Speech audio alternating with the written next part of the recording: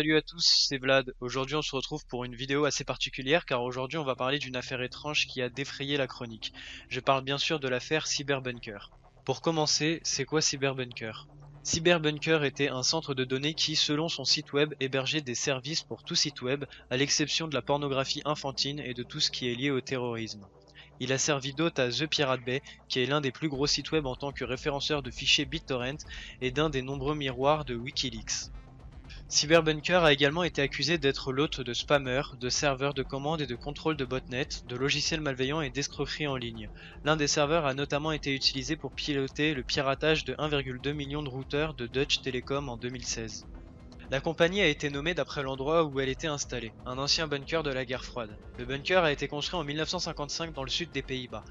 Il était destiné à servir de centre de commandement militaire provincial de l'armée néerlandaise en temps de guerre, capable de résister à une attaque nucléaire.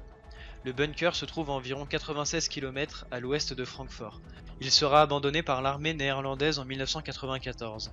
Cet abri anti-atomique a été racheté en 2013 par un néerlandais de 59 ans pour le transformer en un data center dit bulletproof, c'est-à-dire à l'abri des enquêtes de la police.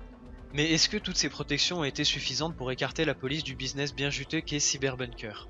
La réponse est non. C'est le 26 septembre 2019 que plusieurs centaines d'agents de police, dont l'unité d'intervention spéciale GSG9, décident de passer à l'action. Cette opération mobilisera 600 hommes armés. Cette opération n'était pas sans risque. En effet, les policiers ont dû essuyer des tirs à balles réelles.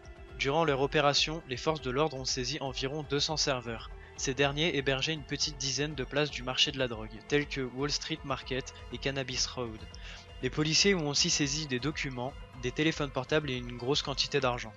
En tout, c'est 13 personnes âgées de 20 à 59 ans qui seront arrêtées lors de la descente de police.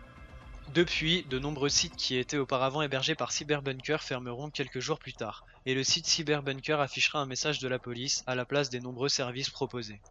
C'était l'incroyable histoire de Cyberbunker, j'espère que la vidéo vous aura plu, n'hésitez pas à la partager autour de vous, de laisser un like et de vous abonner à ma chaîne. A bientôt pour une prochaine vidéo.